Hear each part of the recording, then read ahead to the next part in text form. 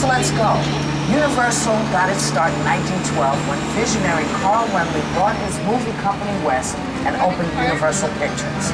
On March 15, 1915, Mr. Laemmle invited the public, that's you guys, to visit his studio, and the Universal Studio Tour was born. You see, Mr. Laemmle believed that movies should make people laugh, or cry, or sit on the edge of their seats. And for the last century, Universal has been doing just that.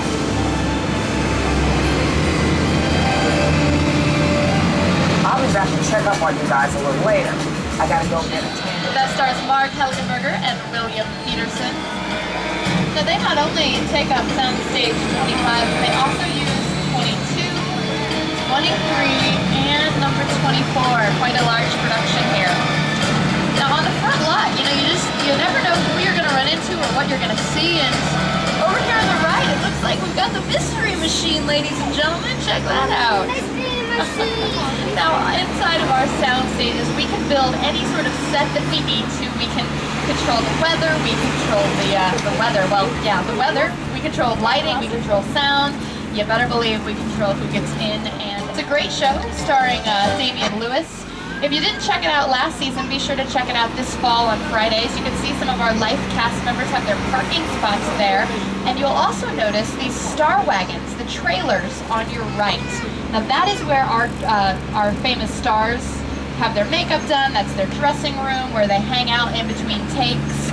We're able to park those trailers right next to whatever soundstage the star is working in. So it's nice and convenient. They can just go right there to cool off and touch up and everything. But that's not how it used to be. Our stars used to have some of our sets did survive, including Courthouse Square. That is the building in the middle with the trees right in front of it.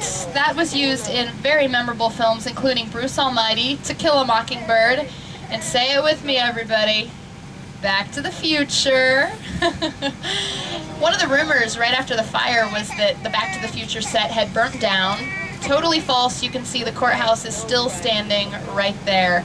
They also use that area for the TV show Ghost Whisperer. Now, as you can see, we're currently in the process to begin rebuilding the facades that were lost, and they will be, as it looks. It was built in the 1970s, and we want it to seem kind of rickety like that. We've used it in episodes of The $6 Million Man, The Bionic Woman, and check it out in this clip from Quantum Leap, starring Scott Bakula.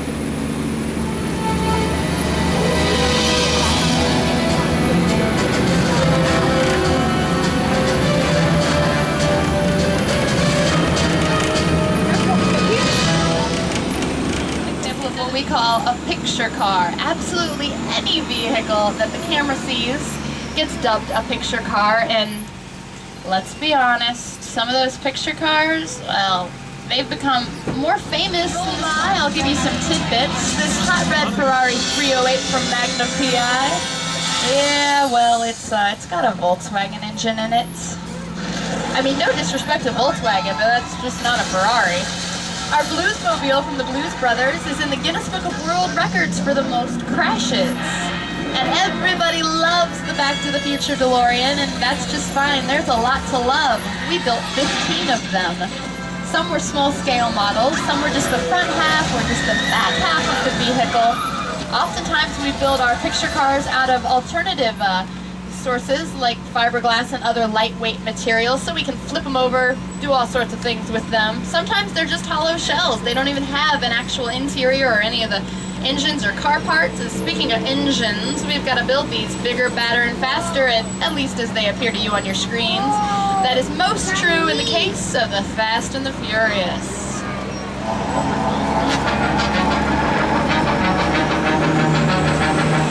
Fast and the Furious.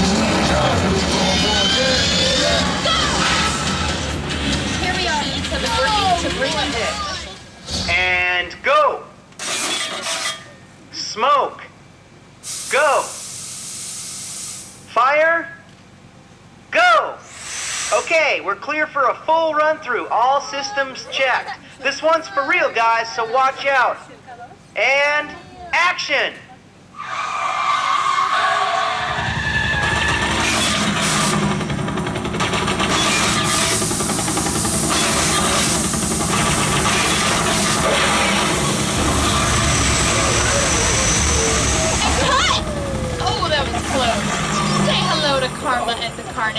of our picture cars. Take a bow, you've worked for it, yeah. And if you clap, they dance. A little louder.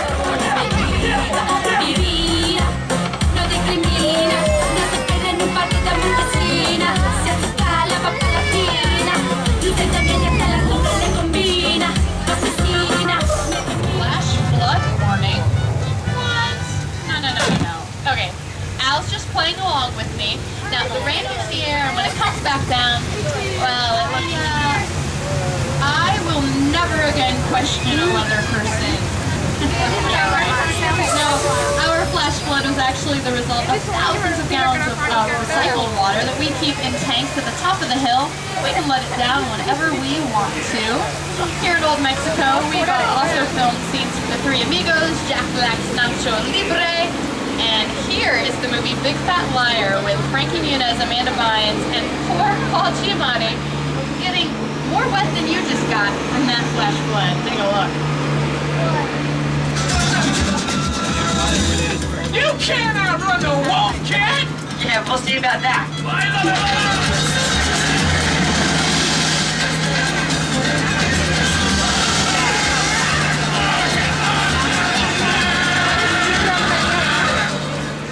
Now the street we've just turned down has some of the oldest sets on the entire lot.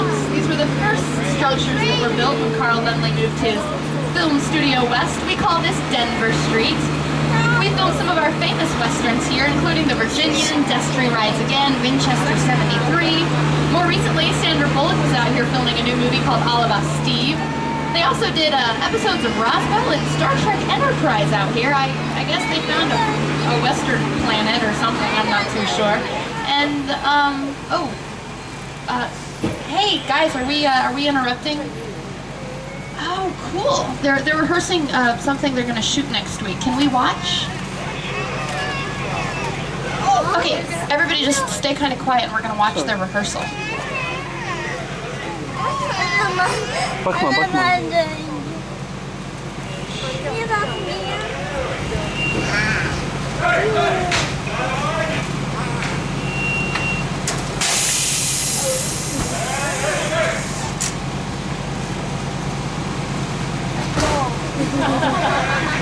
Oh my gosh, that was so cool. Give it up for our Studley stunt guys. Big round of applause for them. That was awesome. Thank you so much, guys. Good luck with your production next week.